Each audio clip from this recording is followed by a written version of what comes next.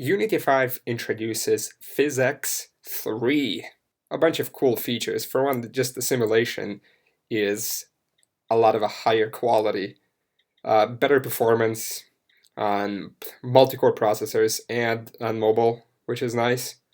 Some great additions to 2D physics, which we won't touch upon much. Some cloth, which is pretty cool. I covered cloth tutorial before. It'd be probably nice to update it at some point, but the beginnings are there if you are interested. And some other things for vehicles, which we won't touch in this tutorial. Okay, but what we are going to be doing is just checking out how awesome PhysX 3 is and creating a ragdoll from our hero. Okay, cool. Let's get started. So in order to create a ragdoll, first I should say quickly what a ragdoll is. A ragdoll is a collection of colliders with rigid bodies essentially attached to them, which are tied together through a class called character joint. And since we're here, I'm going to quickly adjust the width and the height of our nav agent. Colliders are going to be important. That seems to be about right. Right so. And height is about so. Okay, that's good. Now, rigid bodies. In order to create a ragdoll for our character, we need to create it basically as a 3D object. So go ahead and go to Game Object, 3D Object, Ragdoll, and you will see this dialog here. Now, this menu is rather self-explanatory. However, we're going to drag in certain parts of our character that do not quite correspond to these names, but we'll drag in the right one. So for the pelvis, choose hips. For the left hips, choose thigh L. For the left knee, choose thigh R. Left knee is going to be shin left. For the left foot, foot L. For the right hips, choose thigh L. For the right knee, choose a shin L. That's going to be all thigh R. Shin R because we're choosing it for the right leg. And foot R for the foot. Okay, for the left arm, we're going to be choosing shoulder L. Then for the left elbow, forearm L. Okay, moving on to the right arm, it's going to be shoulder R. And right elbow, it's forearm R. Okay. For the spine, go ahead and choose in spine. And for the head, type in head. Okay, so now we have a few settings up here: total mass, strength, and flip forward. Now, flip forward, actually, if we look what it says up there, it says make sure the blue axis faces the same direction as the character. I'm assuming they meant character is looking. Just flip forward to flip the direction. Fair enough. Flip forward. Go ahead and click create. Okay, immediately we have a bunch of rigid bodies and capsule colliders attached. Now, if we automatically hit play, or not automatically, or manually, nothing will happen. However, when I disable the animator, our character will immediately fall. Now he's kind of fallen through the floor a little bit further than we want him to be. So in order to change things up, like I said, basically this whole thing is a collection of rigid bodies and colliders that are tied together. I'm going to change these up a little bit. So let's go into, first of all, his head. That is way too small than I'd want it to be, so I'm just going to adjust the collider. For the radius, like so, move it up. I don't want his head going through the floor. Okay, that's good. Now his height, let's take a look. Let's drag this a little larger. So, okay, and shoulders. Shoulders are okay. You can increase the height a little bit more. 0.21 for shoulder R. Increase that 0.21. 0.21. Okay. Alright, let's move on further. Let's look at upper arm. Let's see how does that look. We want to get that somewhere else. Let's select upper arm and forearm. Like so. Okay, and I'm going to select all of them. And Move them a little bit there for the capsule layer. Fatten out radius. Okay, increase the height. We don't want this to be a forearm, so let's adjust it a little bit here. Okay, all right, so we got thigh. Oh, jeez, excuse me. Thigh. Yeah, that's simple size. Radius, like so, height. A little more, like that. Okay, and shins. Single shins, and also more size can be desired. Height, we're matching like this. Radius with them. Doing nice and fast, fatten them up. Okay, for the foot. Okay, and now that's it. All right, and just shins. Very good. Very nice. Yes, those are all, both of them. Okay, let's just test this out. Select our village man, uncheck the animator, and just watch him fall.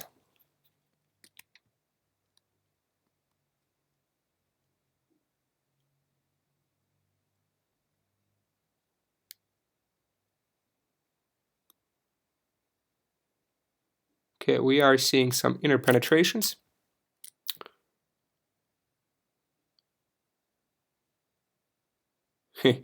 There goes his foot. Let's tweak his feet up a little bit. Shin. By the way, you can feel free to play around with this yourself. It's quite a blast. And okay, it's a pretty funny thing too, creating ragdolls. Funny concept. Okay, and give this a little bit more, something like that. Okay, hit play and check the animator. Okay, that's good enough. We're actually going to be, he kind of falls down. We're going to be giving him a nice kick so he flies. And by doing so, we're going to be creating a ragdoll toggler in order to move from animator to back to the ragdoll. So ragdoll toggler is going to be the name of our script. Go ahead and double click on that. We're going to be creating a new one. Okay, very good. We got this template that we're going to be getting rid of. First of all, because we were toggling and untoggling the animator, we need to reference it. So void start. It.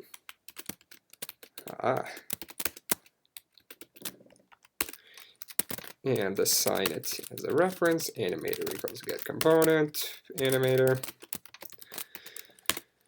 And that's actually all we'll need to assign. Now, once again, we're going to be checking to see the ray, if the ray has been cast. Now, we're going to be running into some problems because we're also checking this from the destination mover script. So I'll show you how to overcome that. First of all, let's write the actual function. So it has to be checking this for every frame. It's going to be void update. Okay, so same thing. If input.get mouse button, type in 0 for the button. Okay, and in this case, assigning once again a raycast hit.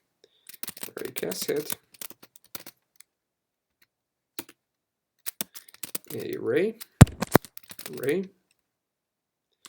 Well, same thing. We're going to be accessing the main camera. Make sure your main camera is labeled main camera. And once again, the same function, get the point on the screen onto a ray to the world. And where are we going to be getting this? It's asking us for the vector3 position. It'd give us the input.mouse position, where the mouse currently is. Mouse position, there. No, that's, yeah, semicolon. So we'll assign both of these. Let's set up a second conditional to see if the object has been hit. If PhysX dot raycast, if the ray has been cast, which ray? Ray, okay, that's what we defined. Out, raycast hit, 100. We'll leave that as it is for now. We're going to be making a small tweak. Here, enter. Now we're going to be creating a reference to a rigid body if a rigid body has been hit. And here's what we're going to be doing. So we're going to be creating a new rigid body. We're going to be calling this force point. Now there's a better way to do this, but we'll keep it simple for now. And I want to check if the object, this raycast hit, has a rigid body component. So I'm going to assign this rigid body that we just created, this object, which is is which we're going to pull from the raycast hit class. Okay, here's how we're going to be doing this. Raycast hit, we're going to be referencing the class that collider, so it's going to be asking what collider has this hit, that get component rigid body. Okay, now this collider may not have a rigid body, so what we're going to be checking is if force point not equals to null, if there actually is a rigid body on here. And we're going to be creating a function which is in here going to toggle the ragdoll. So let's just type in the comments here, and I want to address one more thing up here. All right, so we've got several raycasts that are coming from within the scene, and we want them to do different things. One, we want them to collide our character, to click on our character, and the other one we want to click on the scene. So with this, we can actually create what are called layer masks. And layer masks allow us to check which object do we actually want to be hit. So here's on top of it, here's another thing that I like. So you can assign things to be public, right? And then you can reference them in the inspector and in other classes. Now, if you don't want them to be referenced in other classes, but just want them to be seen in the inspector, something that I like to use is use the serialized field. I'm going to be saying layer mask, and let's just show you what that does. Okay, and click on our village man. I'm going to be turning this down, nav mesh component, and adding ragdoll toggler. Now we see immediately a layer mask. Now up here I only have the default layers. To create a new one, you simply go into the layer here and click on add layer. I'm going to start off from to layer 10. Just because I can, and I'm going to be calling this hero. Okay, now we want the same thing to be done for our nav mesh, right? So I'm going to be calling this nav mesh, and now we can go back to our hero and assign him as the hero. Yes, change children for everything, for every component of our village man.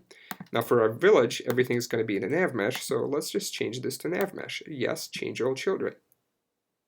Okay, so going back to our ragdoll script, we also have another one. We have the destination mover. So why don't we do the exact same thing? We're going to be defining a layer mask. And once again, this serialized field, this attach this attribute. And it's going to be a layer mask. Okay, so where are we going to assign it? We're going to be assigning this in the raycast. Where do we want our raycast to actually hit? What do we want it to ignore? And right away, if we put a parameter here, it gives us a suggestion, int layer mask. And I actually want to reference it by its name. So type in layer mask, which is going to be an int. I'm going to click save, and I'm going to be doing the same thing in the ragdoll. Layer mask. Okay, cool. So now back to the ragdoll. In here, I'm going to create another function, which is going to be toggling the ragdoll. In reality, it's actually going to be toggling the animator. Toggling the ragdoll we could do, but it would be a series of for each statements for each rigid body, and toggling the animator will just disable all of them. So we'll take the path of least resistance, be Buddhist about it. Toggle ragdoll. What do we want it to toggle it to? Boolean state, that's going to be the toggle, and animator dot enabled equals the opposite of state, which is what this exclamation point is going to imply. Okay, so if the ragdoll is true, the animator is false. Okay, it's going to be step 1 for toggling the ragdoll. Toggle ragdoll true once it has been hit. Now we're going to be creating another function which is going to be giving us a good kick in the part that was clicked. Okay, so this is going to be called apply force. I mean, you can call it whatever, but I'm going to be calling it apply force. And what do we want to kick? Which point do we want to kick? I personally want to click or hit the collider. and which we were clicked. But you could do an alternative way and specify a rigid body in here, which you want to specify. We can do that. We can try that. Both are good. Okay, so in the apply force, we want to set a parameter for the rigid body, and we're going to be calling this force point, where the force will be applied. Okay. So force point,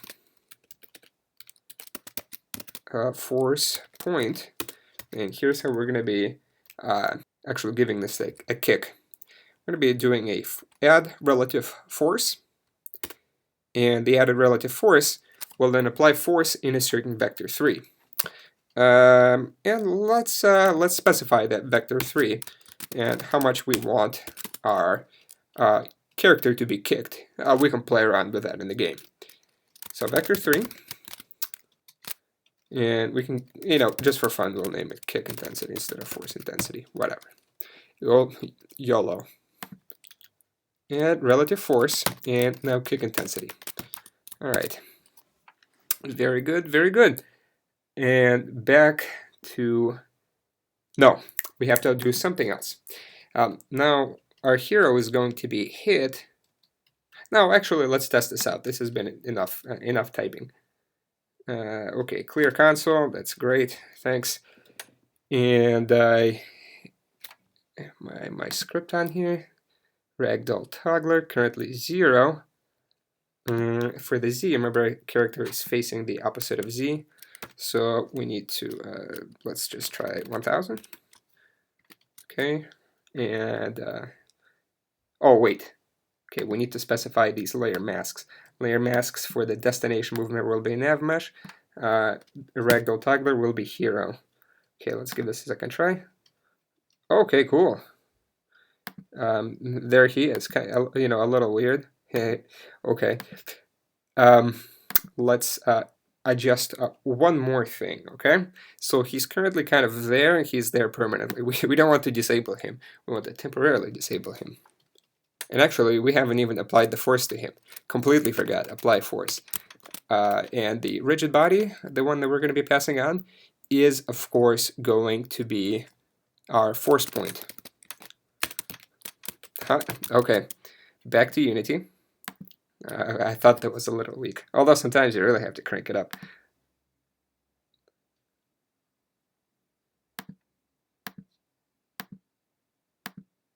Okay, all right. I kind of want to give him kick him up a little bit. He was just kind of being dragged on the floor. Yeah. Okay, that's a little better. Okay, we lost sight of him. We're going to be taking care of this. Okay, in just a second. What was it? 1000. I don't know. Just leave it as is. Back to mono develop. Okay, last thing. There's these things called coroutines. Now, coroutines are a way to pause the execution and return the control to Unity, but continue where it was on the following frame. There's a way you can hack this and update, but coroutines are very nice for a variety of reasons. In fact, one of the biggest reasons, that's why we're using the systems.collection namespace. Okay, so here's how we're going to do this. Here's how we create coroutines. Enumerator.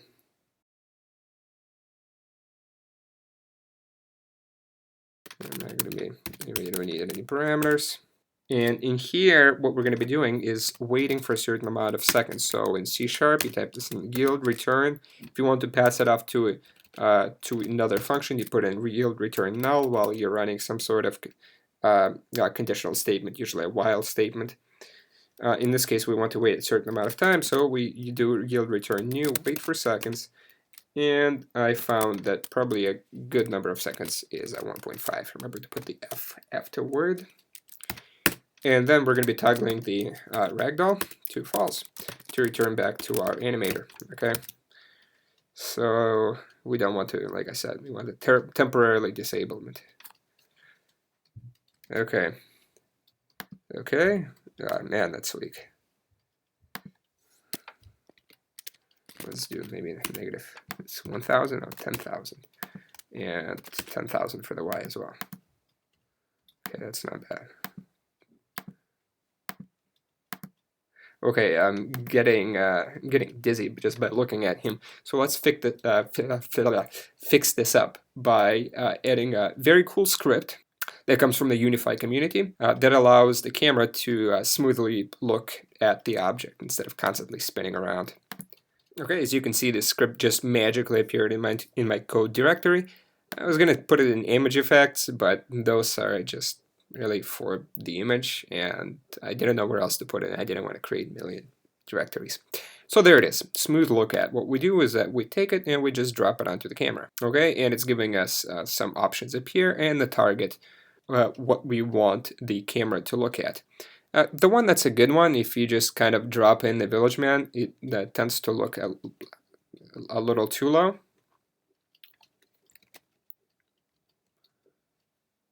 So what I like to specify is the head. So Village Man, head, and specify that as the target. Command P again. Okay, and that's not bad. So there is our hero. So now if we no matter how much we hit him, the camera still stays put. And if we wait after 1.5 seconds, he will never get back up. Probably because, once again, we completely forgot to call the functions. Yes. Okay, so here's how we call the coroutine. Start coroutine.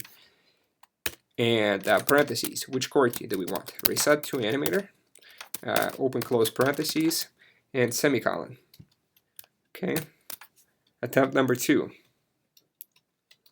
I give him a solid kick. That wasn't solid at all, but there he goes.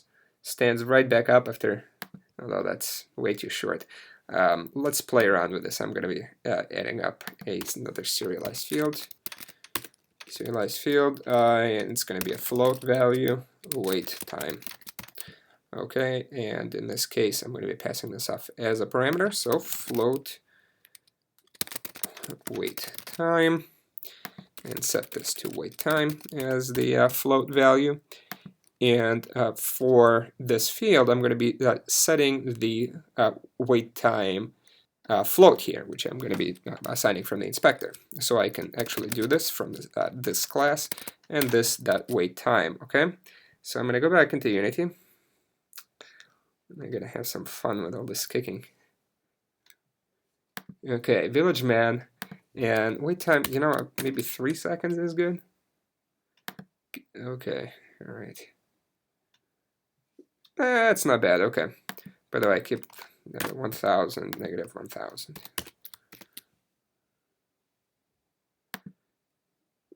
Nice, that's pretty good.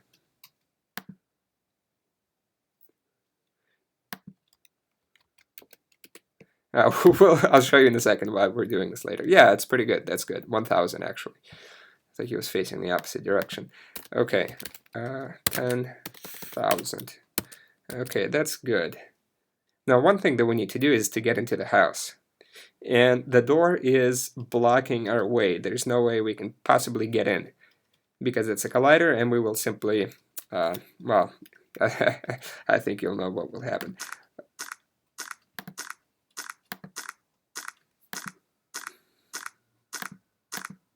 Yeah, we won't be able to get in. Actually, probably a good idea to kill the sound on here too. So let's add a couple instead. Mono develop. Let's go into our ragdoll, something that I have been itching to do. Serialized field, and I'm going to be adding an audio clip. Audio clip. Audio clip. Okay, looks good. Sounds good. Now, when we want this to hit, I want the audio to play. So let's add another function up here. And that's going to be playing the sound when the ragdoll will be triggered. So I'm just going to name it kick sound. Okay, and all this is going to do is just to play the sound. Now, remember, in our audio clip, currently in our hero, if we just look in here, the sound is set to loop. I don't want it to loop, so we're going to be using a little bit of a different function. So audio source, oh, we haven't actually assigned it. Let's do that now. Audio source, audio source. Okay, so audio source, equals get component, audio source, okay. No. This needs to be the actual class. Audio source, not its instance. Audio source, okay, so audio source that play one shot. This will only play it once, as the name implies, and then we need to specify the clip, which is going to be the audio clip. Okay, all right, great. We keep forgetting to invoke the function. So kick sound. Okay, great. And I also want to do this. I've got another cool sound that I've got for the destination mover. So let's do another serialized field, audio clip, audio clip. Let's reference the audio source again, audio source, audio source. Okay, do this in the start as well, audio source equals get component, audio source, okay. And for the sound, let's just do the same. Actually, I'm just gonna to speed things up. Let's just go. No, it's kick sound. Whatever. We can type our own faster. Void. We're gonna be naming this the destination sound. Sounds great. Okay, let's open this up and do the exact same thing. Audio source that play one shot and play the sound audio clip. Okay, audio clip.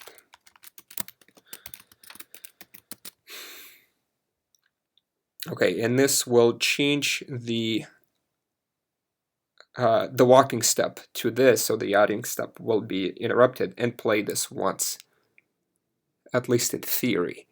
So audio clip.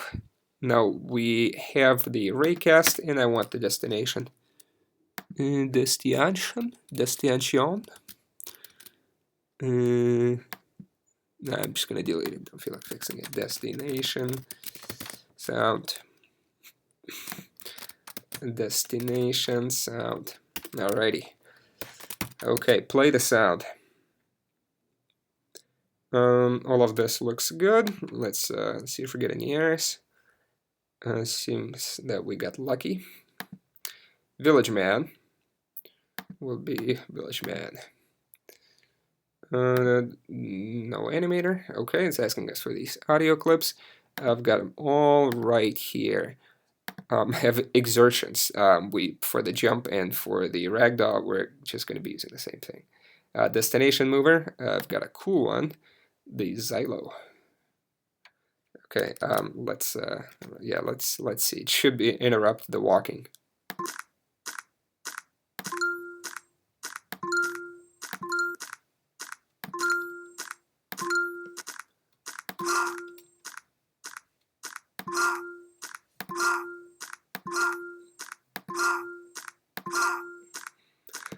Okay. Hope that was absurd enough for you. Okay, wait time. I'm gonna kick it to 5 seconds. All right. So next type, we need to knock out the door, and let's find the door. See where it is, and I want to get it out of the objects field. Door A. Okay, medieval house. Door A. I want to remove this actually from this entire prefab. Come on. Okay, I'll do this another way. I'm going to maximize this. Okay. Whatever. Prefab. Currently it's in Village Man, which I don't want either. Okay, come on. And I just email this to door. And front door A, it is just an empty game object with an animation. That's how it was actually previously in this village set, which is awesome. And you can find, I'm going to be putting a little readme up here. The source of this medieval assets actually bought the package for the full set. It's great. It's really I think it's really beautiful package. Anyway, So I'm going to, once I have this out, I don't want this in nav mesh anymore. I'm just going to be, actually I'm going to create a whole new layer, add layer, and change this to door. Okay, there we are. Door, yes, change children. Okay, so now not only do we want a box collider on here, we want a rigid body as well. Rigid body. And I'm gonna be it's gonna rebake because this object will no longer be static. It's unstatic, yes, change children. So it's going to be the pre-calculating, we're not baking, but pre-computing real-time GI. Okay, I'm going to pause it for a second while it does its thing. Okay, we're back from pre-computing. I see that this door has now completely lost all of its lighting. Thanks, Obama. How do we get it back? We use light probes, and there it is. It looks like it actually belongs to the scene. Great. Now, if I press play, the door is there, but now it has a rigid body attached to it. Okay, there he goes. He should return close to us, though. Okay, let's. I need him to turn around. And there we are. This is how we're going to be breaking in.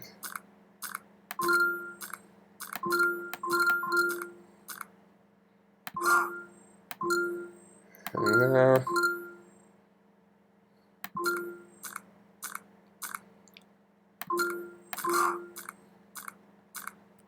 there's a lot of bouncing going on. Okay, so he's somehow getting into the house. Yeah, so we need to change some of the physics settings. Well, first of all, we can now get in. And there it is. The door is out of the way. Now we can walk around.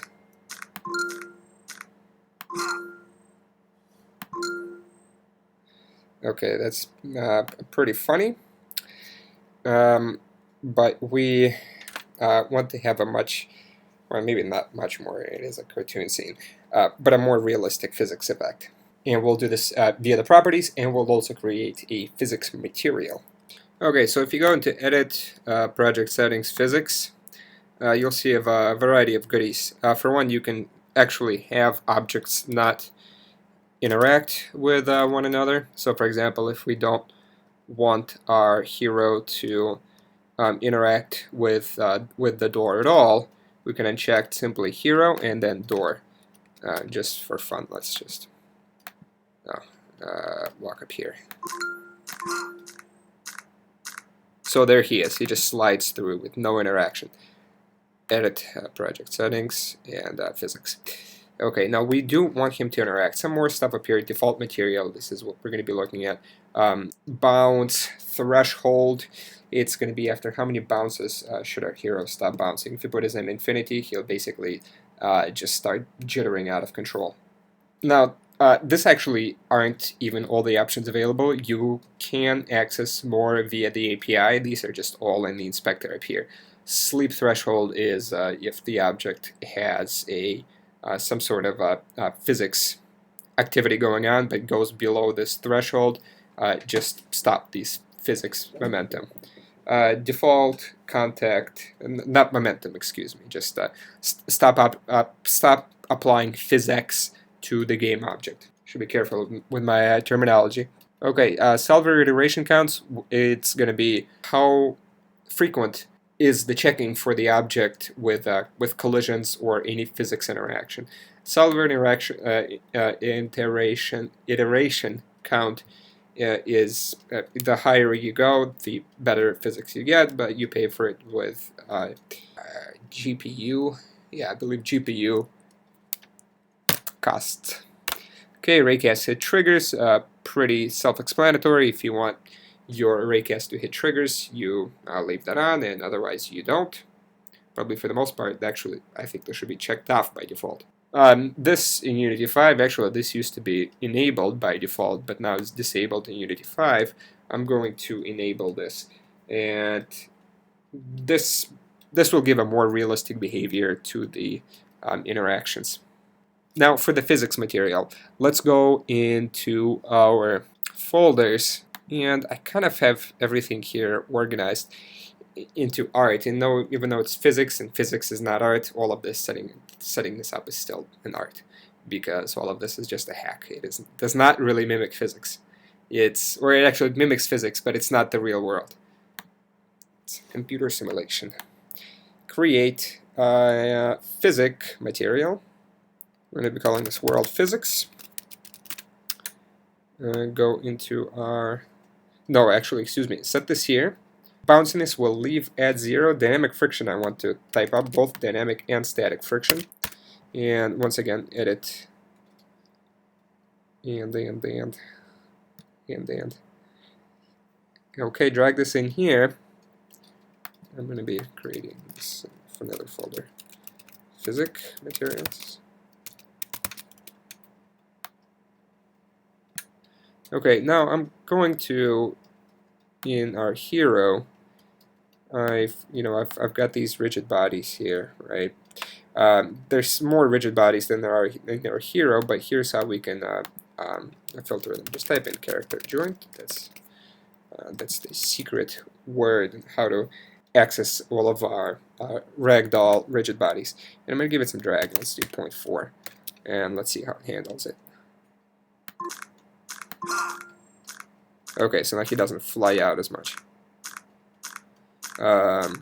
Okay, I think this is, I'm going to blame this one on Unity.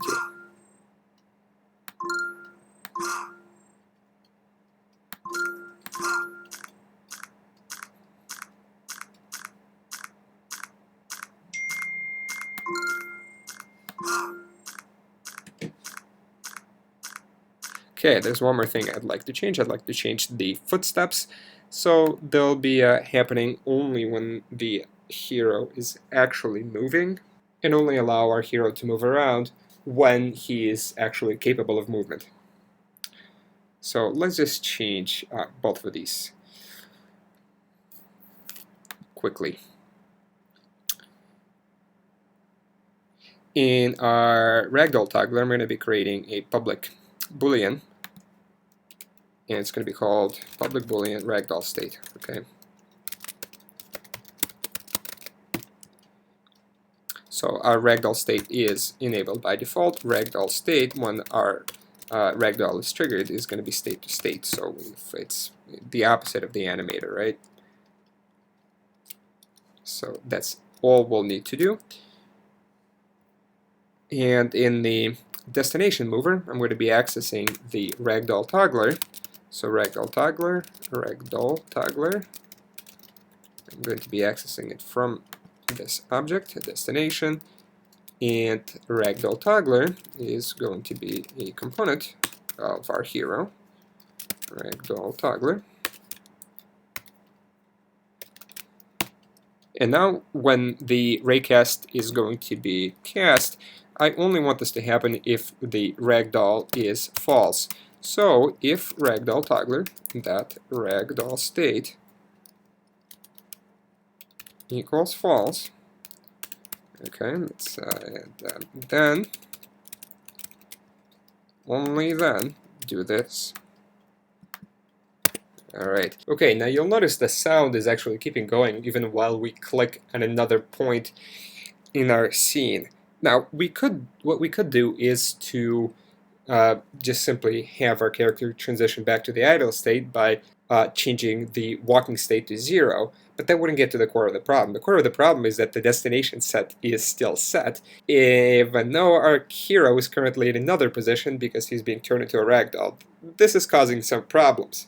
So what we want to do is reference our nav mesh agent in another script in the ragdoll toggler. Now I don't want this to appear in the inspector, so I am a fan of my attributes. I type in hide in inspector, nav mesh agent. In our ragdoll toggler, what we need to do is reference our destination mover. Destination mover. Okay, in the start, destination mover equals get component destination mover. Okay, and when the ragdoll is on, we don't want our hero to move anywhere else. So what we want to do is access the destination mover class, access the navigation mesh agent, and then set its destination to itself. That way, if the destination tells itself the velocity is 0, the hero will stop moving. Okay, so two things we want to verify is the fact that we are instancing the destination mover class, and within the destination mover, we want to make sure our nav mesh agent is public so we can access it from other classes. So in here, I'm going to type in destination mover dot nav mesh agent dot destination equals, and considering this ragdoll toggler script is on also the agent, we just type in transform.position. So therefore the destination will be the agent. There's one more Unity 5 feature that we're going to be tweaking, but for now let's just take a look at what we're going to get with the resulting code. We're pretty tight on space, so what I'm going to be doing is taking the game mode and putting it here on the side, because I want to observe what's happening in the animator. Okay, we're currently in idle, and there's our hero walking, and when I press on him, he will fly away, and then the walking will simply continue going. So what we want to do is to kill the walk cycle and any sound when our hero is going into ragdoll mode. There's one more thing I want to do. If the hero becomes a ragdoll, I immediately want him to transition into the idle state and not wait for this transition to take place. Those familiar with the atomic parameter should know that that has now been deprecated, and instead we have something that's called interruption source. In this case, a transition of a higher priority can interrupt this, and any other action can take place, which in our case is going to be an instant transition. So let's take a look how we're going to be doing that. First of all, I want to introduce a new boolean, and I'm just going to be calling it reset. Okay, so then right-click on walk, click on make transition, and connect it to idle again. So this way we see that there's multiple ways for us to access this idle state. This has a higher priority than this, so whatever will be here will override it. For one, I don't want exit time, I want things to transfer immediately. And on the lowest priority, on the actual walking transition back, I'm going to set interruption source of current state to next state, and make sure the conditions here actually specify that we want the reset to be to true. Okay, so we specified that, and let's okay, thanks. Let's go back to Unity and actually set this parameter. Now for the time being, let's just set it here. We have to set it before the animator is disabled. Otherwise, this will not happen because the animator is disabled, therefore we can't change actions. So animator, I'm going to be setting the set bool. Bool is going to be called reset. And we want it to be set to a state, the parameter. Okay, let's go back into Unity and now see what happens. Okay, that's fine. Okay, so let's pay attention to these values. I'm going to select Village Man here.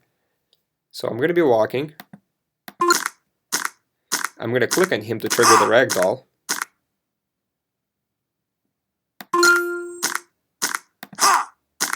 And I'm still getting the actual walking. Now this is because we are getting some discrepancy between the animator and the triggering of the ragdoll. So they are competing, and one of them is getting triggered before the other. In our case, the ragdoll.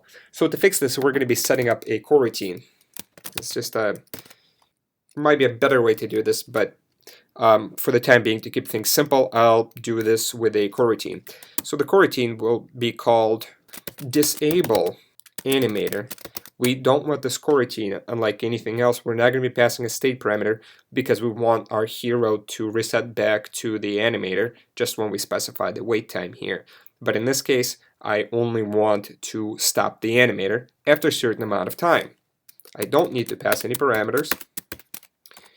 And for this, I want it to wait a certain amount of frames because our animator is being disabled about 2 frames, maybe 1 frame later than the rigid body. So just to be safe, I'm going to give it a 10 frame wait, and here's how we're going to be doing that. I'm going to be setting up a integer I. I'm going to be setting it to 0. And then I'm going to be doing a while statement, okay? So while I is less than 10, open up the braces, and I'm going to do, say, I++, and I'm going to be saying yield return null. So wait till next frame, and then start this again. Upon which I'm going to disable the animator. So animator.enabled equals false. And now instead of this animator.enabled that's equals state, I'm going to be setting up a quick conditional. So if state, if the ragdoll is true, start coroutine,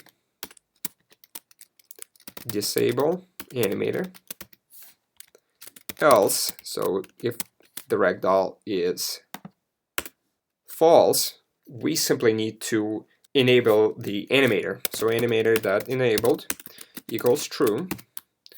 Okay, give that a save. And let's try it out. Pay attention to our animator. Okay, we're in idle, we're walking. Let's okay. Alright, ragdoll is on. And our hero is back. Now notice, even though I'm in the idle state, the sound still continues. That's because the loop is on, and the sound will just keep on going because the state was never killed. Alright, so what we need to do is simply stop the sound of the walking and go on into our ha sound. We do this in multiple ways. For one, we have loop on, and we can reset loop. In my case, I'm just going to keep it simple and stop the sound before the ha sound. So the ha sound happens here in the kick sound method within ragdoll toggler. And we're going to be stopping this the good old primitive way. As we know, primitive ways are the best. And back to Unity. Let's test this out. Let's do a wall test. Okay, good. Hero is moving around.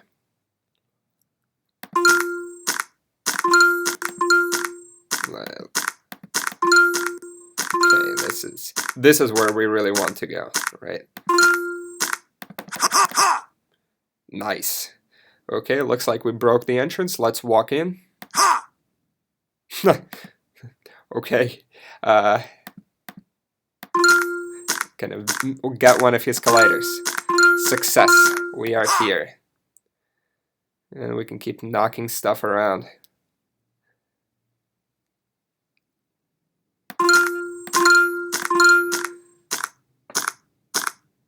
This completes the physics lesson.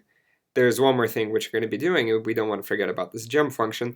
And for that, we're going to be creating a super simple UI because that was something that was introduced in Unity 4.6, but it was really close to the Unity 5 release, and a few other things have changed. So let's just add that in to make our hero jump as well.